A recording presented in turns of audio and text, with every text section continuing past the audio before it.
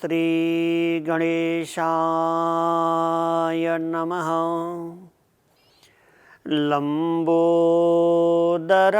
परमसुंदर एकदन्तं रक्तांबरं त्रिनयनं परमं पवित्रम् उद्धादिवाकरकरोज्ज्वलकायकान्तं विघ्नेश्वरं सकलविघ्नहरं नमामि। त्वां विघ्नदलनेति च सुन्दरेति भक्ति प्रियेति सुखदेति फलप्रदेति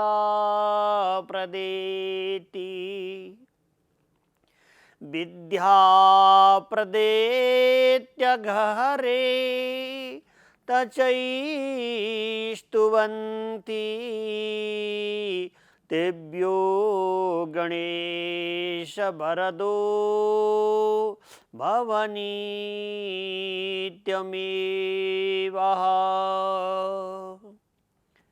गुरु ब्रह्मा गुरुर्विष्णु गुरुदेव महेश्वरम् गुरु साक्षात् परो ब्रह्मा तस्मै श्री गुरवे नमः। वाञ्छाकल्पतरुभ्यश्च कृपा सिन्धुभ्य एव च पतितानां पावनेभ्यो वैष्णवेभ्यो नमो नमः। भगवान का मंगल्यमय रस अमृत रसा स्वादन गर्दै हामी मंगल्यमय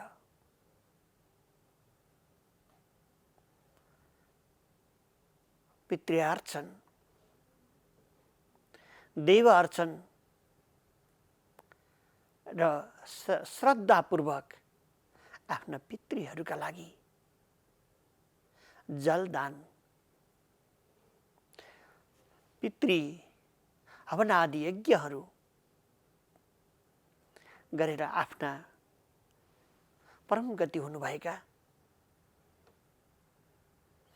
हाम्रा स्वजनहरूका साथ हाम्रो पनि भक्ति भाव प्रेम भाव रहोस् र सम्पूर्ण विघ्नहरू हाम्रा पितृदेवहरूले हरण गर्नुहोस्, सबैको कल्याण होस्, जय होस्, मङ्गल होस् भन्दै आफ्नो परम्पराको सम्झना गर्दै श्रद्धापूर्वक श्राद्ध गर्ने यो महान पर्वको समय हो, महान उत्सवको समय हो। र सूर श्राद्ध, महालय श्राद्ध, त्रिपिण्डी श्राद्ध, एकोत्तिष्ठी श्राद्ध यी श्रद्धापूर्वक आफ्ना जनहरूका लागि गुरु पुरोहितहरूबाट माङ्गल्यमय पितृहरूको कल्याणका लागि स्वजनहरूले गरिएका पुण्यात्मक कर्मरूप पितृहरूका लागि अर्पण गर्ने र आफ्ना जन्म जन्मान्तरका दुःखदहरूलाई नष्ट गरेर सन्तान वृद्धि, धन वृद्धि, ऐश्वर्य वृद्धि होस् भनेर श्रद्धा सुमन अर्पण गरिन्छ। आफ्ना जनहरूलाई कुनै प्रकारका जस्तो अवस्थामा रहे तापनि दुःख अप्ठ्यारो असजिलो नपरोस् भनिकन माङ्गल्यमय परमात्माको स्मरण गरेर वासुदेव परा वेद, वासुदेव परा मखा, वासुदेव परो ब्रह्म, वासुदेव पराम गति। त्यो भगवानका चरण कमलको वन्दन गर्दै सारा मेरा स्वर्गीय हुनुभएका पितृमातृजनहरू स्वजनहरू परमात्माको गतिमा प्राप्त हुनुहोस्। हे पितृदेवहरू, सधैँ प्रकारद्वारा हजुरहरूको जय होस्, कल्याण होस् भनेर अतिशय करुण भावले श्रद्धापूर्वक श्रद्धा अर्पण गर्ने, फलफुल कन्दमूलहरू अन्नादि दान गर्ने, जल दान गर्ने, अतिशय मनोहर प्रेमले भरिएका पायसबाट बनेका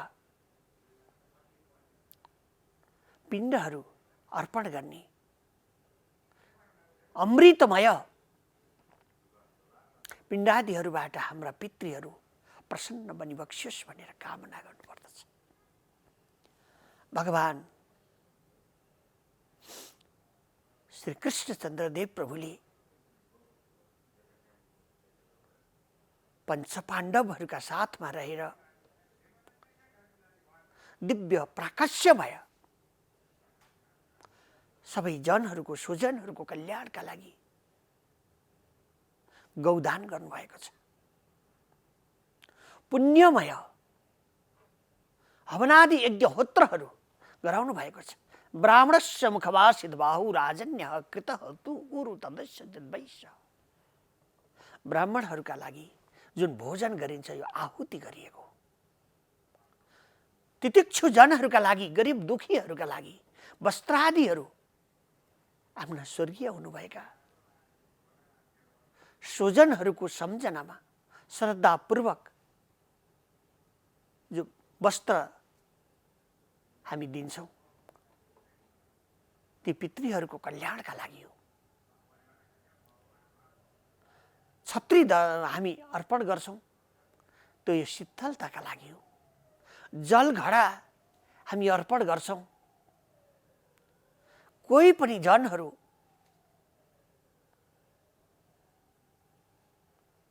जलको अभावमा छटपटाउनु नपरोस्। जलको अभाव मेरा स्वजनहरूलाई जस्तो अवस्थामा रहे पनि अभाव नहोस् भनेर जलार्पण हुन्छ। सारा देवहरूको स्मरण हुन्छ। भगवान सच्चिदानन्द आनन्द घन कृष्ण प्रभुबाट यो पुण्यमय कार्य गर्नुभएको छ। धर्मराज युधिष्ठिरले यो माङ्गल्यमय कार्य गर्नुभएको छ। रघुकुल तिलक प्रभु रामले यो माङ्गल्यमय आफ्नो पितृहरूको कल्याणका लागि फल्गु तीर्थ विष्णु पादुका को स्मरण गर्दै वास्तवमा त सच्चिदानन्द आनन्द घन त्यो परमात्मा हो नि। तर प्राणीहरूले कर्म अवश्य गर्नुपर्छ। जब हामी कर्म छोड्दछौँ, कर्म छोड्नका साथमा हामी पनि बिस्तारै बिस्तारै हराउँदै जान्छौँ। यसैले भगवानले आज्ञा भयो कर्मणा जायतिर जन्तु कर्मणैव अभिपद्यते। कर्मद्वारा नै ब्राह्मण हुन्छ, कर्मद्वारा नै वैश्य हुन्छ, कर्मद्वारा नै क्षत्रिय हुन्छ, कर्मद्वारा नै शूद्र हुन्छ। आफै हुने हो। ब्राह्मण पनि आफै हुने हो, क्षत्रिय पनि आफै हुने हो, वैश्य पनि आफै हुने, शूद्र पनि आफै हुने। आफ्नो कर्म कस्तो छ। त्यसैले ब्रह्म जानाति इति ब्राह्मण, परमात्माको गतिलाई, परमात्माको स्वरूपलाई जसले जान्दछ त्यो ब्राह्मण, त्यो वेदज्ञ ब्राह्मणद्वारा आफ्ना जनहरूको स्वजनहरूको श्रद्धापूर्वक श्रद्धा अर्पण गर्नुपर्दछ। यो हाम्रै लागि हो, प्राणी मात्रका लागि हो। सारा जीव मात्रले, बुद्धिमान श्रेष्ठ मनुष्यहरूले गर्नुपर्ने कार्य हो।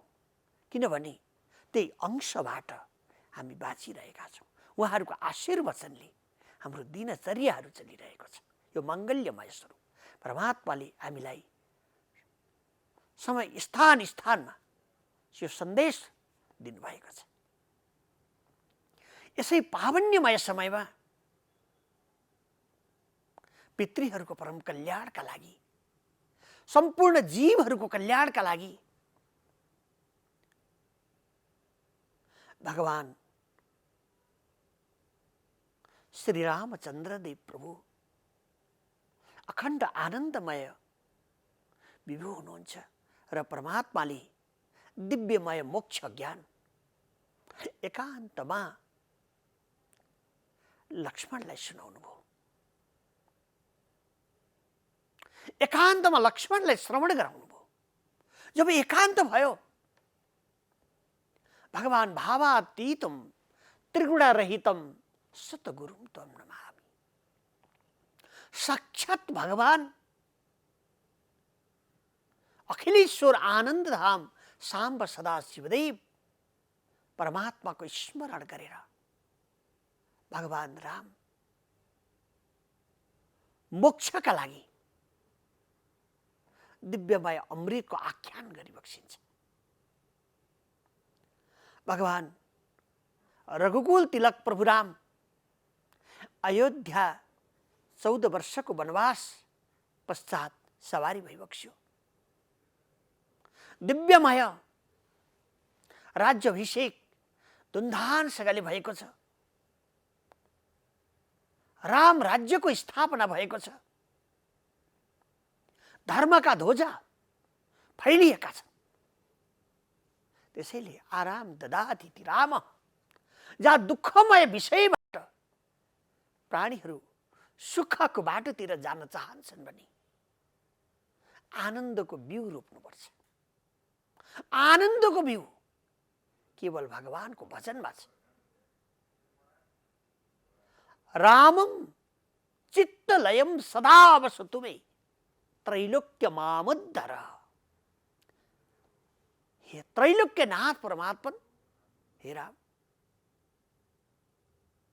हजुरमा चित्तवृत्ति सर्वदा लागिरहोस्।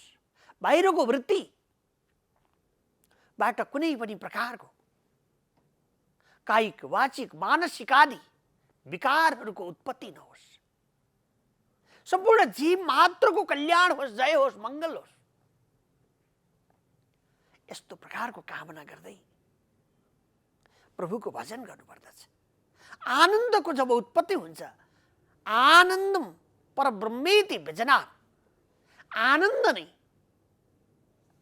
मङ्गल्यमय परमात्माको स्वरूप हो। आनन्द छैन, परमात्मा पनि छैन। त्यसैले संसारको जति पनि प्रपञ्च छ, यसमा परमात्माको दिव्यता छैन। कारण किन भन्दाखेरिमा मन एव मनुष्याणां कारणं बन्ध मोक्षय। मनको कारण मन दौडिरहेको छ। जबसम्म मन समाधि अवस्थामा प्राप्त हुँदैन, एकान्तिक भएर परमात्माको विषयमा बोधन जीवले गर्न सक्दैन, त्यति बेरसम्म कल्याणको विषय बन्दैन। त्यसो हुनाले मन एव मनुष्याणां कारणं बन्ध मोक्षय, बन्ध र मोक्ष गराउने मूल कारण भनेको मन हो। यसैले मनको निग्रह गर्नुपर्दछ। भगवान रघुकुल तिलक प्रभु राम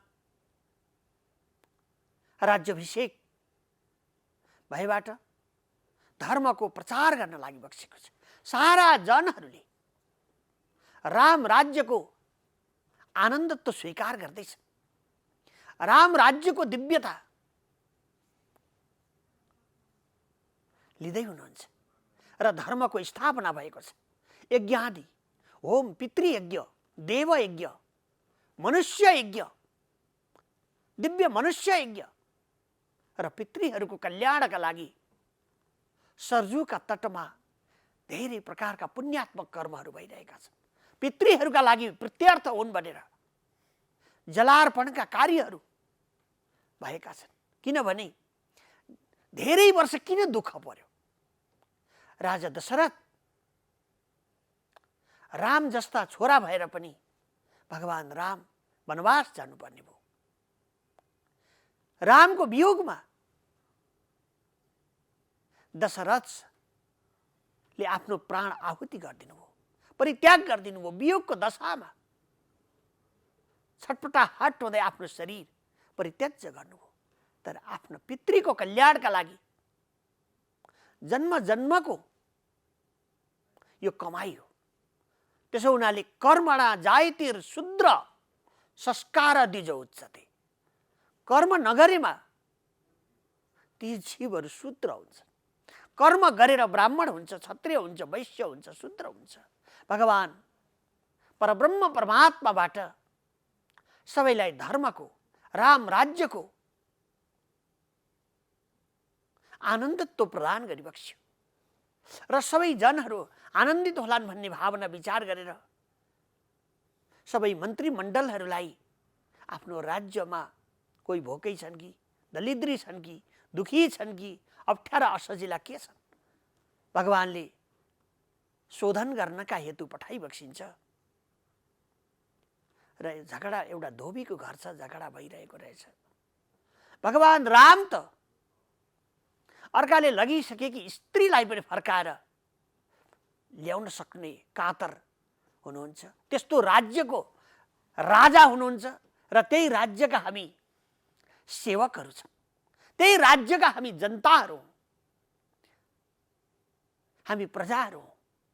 म तिमी यदि गयो भने कहिले पनि लिएर आउँदिन। यस्तो प्रकारको तुच्छ बाणी श्रवण गरेर भगवानलाई मन्त्रीमण्डलले सुनाए। भगवानलाई अलिकति विचार लाग्यो, यस्तो प्रकारको भावना श्रवण गर्नु हुँदैन। भगवान वास्तवमा कर्तुम अकर्तुम अन्यथा कर्तुम समर्थवान ईश्वर, समर्थवान परमात्मा हुनुहुन्छ। सम्पूर्ण प्रकारका दुःखहरूलाई नष्ट गर्नेवाला आनन्दका विषय परमात्मा हुनुहुन्छ। तर जीवहरूको कल्याणका लागि भगवानले आज्ञा भयो, लक्ष्मण तिमी यता हो। लक्ष्मण साक्षात शक्ति सम्पन्न हुनुहुन्छ। किनभने अनुग्रहाय भूतानम देहानम देह आस्थित, परमात्माले यस्तो अनुग्रह प्रदान गरिबक्सेको छ जो कारणले परमात्माको जति ऐश्वर्यहरू छन् यति ऐश्वर्य नै लक्ष्मणमा पनि समाहित भएको छ। यत्कृपा तमहम वन्दे पूर्ण ब्रह्म सनातनम। परमात्माले अनुग्रह गरिबक्सेको खण्डमा सारा जीवहरू पनि चतुर्भुज रूप नारायणको स्वरूपमा नै प्राप्त हुने गर्छन्। यस्तै शक्तिले सम्पन्न हुन्छन्। त्यस्ता भक्तहरूलाई भगवानले अहम भक्त पराधीनो भनेर आज्ञा भएको छ। लक्ष्मण आएर भगवानका चरण कमलमा साष्टाङ्ग दण्डवत गर्नुभयो र अलिकति यस्तो प्रकारको व्यवधानिक शब्दहरू छ। अब वाल्मीकि आश्रममा जनकनन्दिनी सीतालाई लगेर तिमी त्यहाँ व्यवस्था गरेर आऊ। राम्रो प्रकारको साक्षात लक्ष्मीकान्तम कमल नयनम योगिभिर ध्यान गम्यम वन्दे विष्णुम भवभयहरणम सर्वलोकैकनाथम। साक्षात भगवान परब्रह्म परमात्मा राम गोलोकाधिपति नारायण हुनुहुन्छ। सारा प्राणीहरूका कण्ठमणिमा श्वास प्रश्वास रूपले राज गरिबक्सिने आनन्दका घनीभूत तत्त्व प्रभु राम हुनुहुन्छ। र त्यो रामले आज जनकनन्दिनी सीता वाल्मीकि आश्रममा छोड्नका लागि विदा गर्नुभएको छ। लक्ष्मण महाराजले एकदम प्रकारद्वारा पीर असाध्य लागेको छ। हुन सक्छ परमात्माका लीलाहरू अकारण कारण हुन सक्छन्, कुनै कारणका लागि लीलाहरू भइरहेका हुन्छन्। शक्ति र शक्तिमान लक्ष्मी नारायण परमात्मा, गौरी शङ्कर परमात्मा, यो भेद बुद्धि केही पनि छैन। वास्तवमा शक्ति र शक्तिमान एउटै तत्त्व हो। लीलाका लागि परमात्माका यी अनन्य प्रकारका कार्यहरू भइरहँदछन्। नायक र नायिकाको सिद्धान्तको अनुरूप यो जगतलाई पनि ज्ञान बोधन गराउनका हेतु परमात्माका यी लीलाहरू भइरहेका छन्। लक्ष्मण महाराजजीले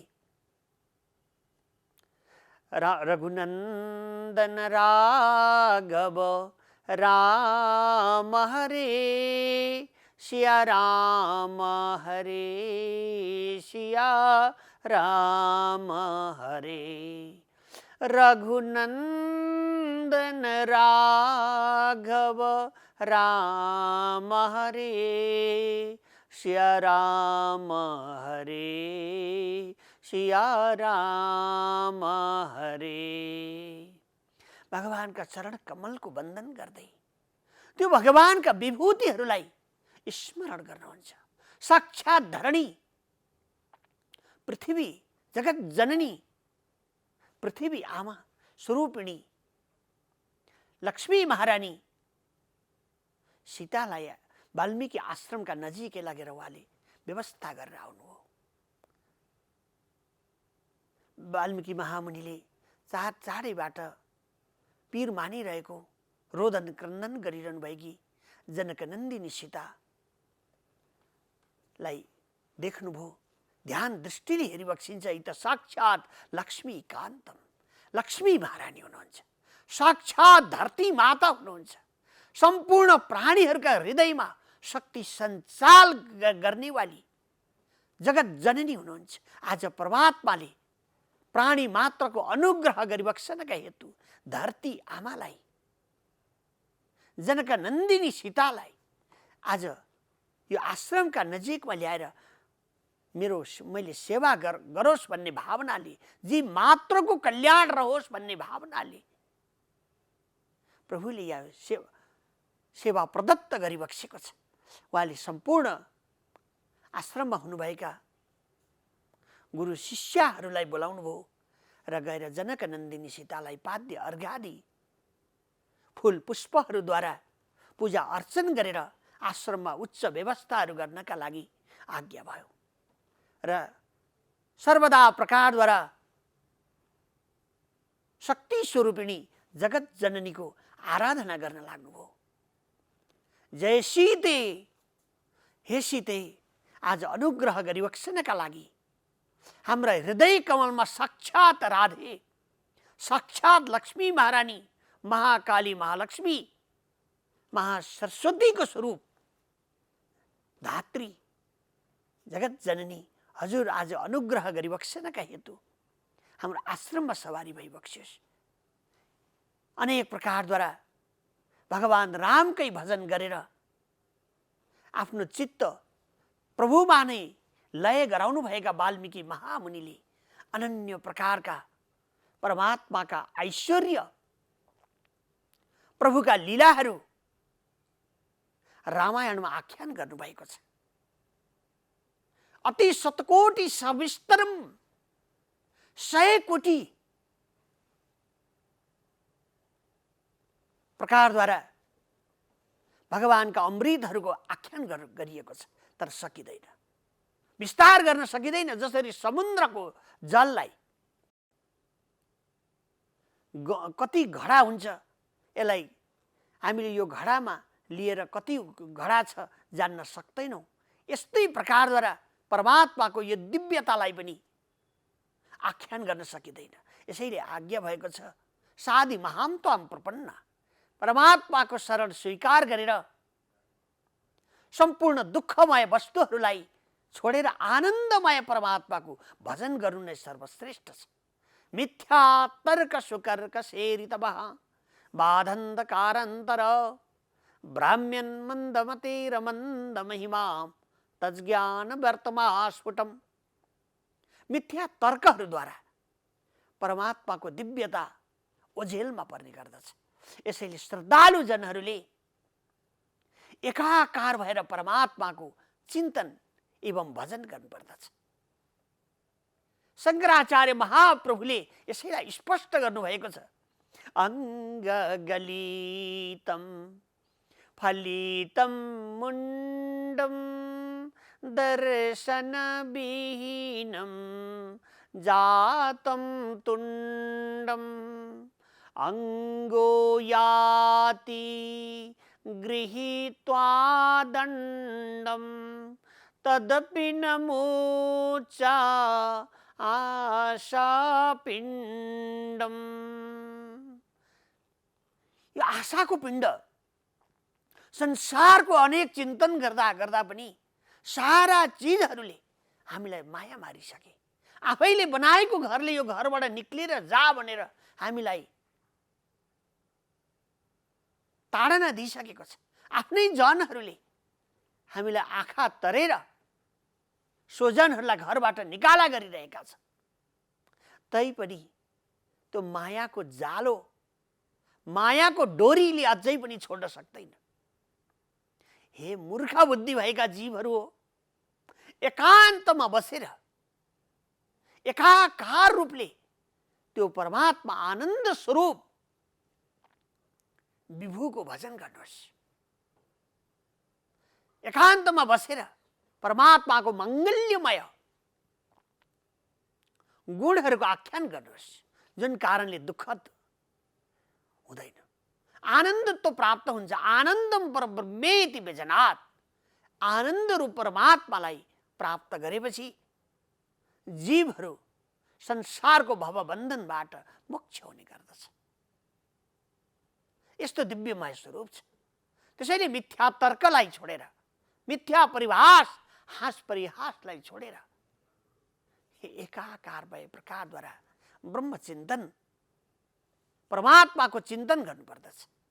जनक नन्दिनी सीता आनन्द प्रकारद्वारा त्यही परमात्माको चिन्तन गर्दै रामो राजमणि सदा विजयते रामं रमेशं भजे रामं नास्ति परायणं परतरं भो राम मामोद्धर।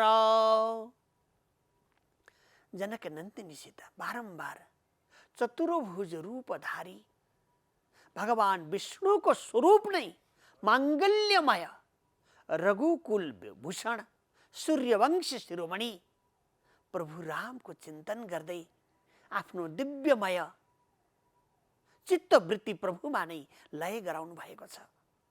यस्तै जगत जननी जनक नन्दिनी सीता साक्षात लक्ष्मी स्वरूपिणी त्यो ब्रह्ममा नै एकाकार बुद्धिद्वारा चित्तवृत्ति लगाएर प्राणीहरूको कल्याणका लागि सर्वदा तपस्या गरिरहनु भएको छ भन्ने प्रसङ्गसहित आजको प्रसङ्गमति यहाँ पूर्ण हुन्छ। सीताराम सीताराम सीताराम भज सीताराम सीताराम सीताराम सीताराम भज सीताराम। मंगल भवन अमंगल हारी द्रवौ सुदशरथ अजीर बिहारी।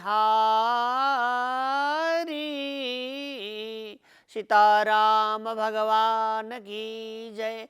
कैलाशपति महादेव की जय। जय जय श्री राधे श्याम।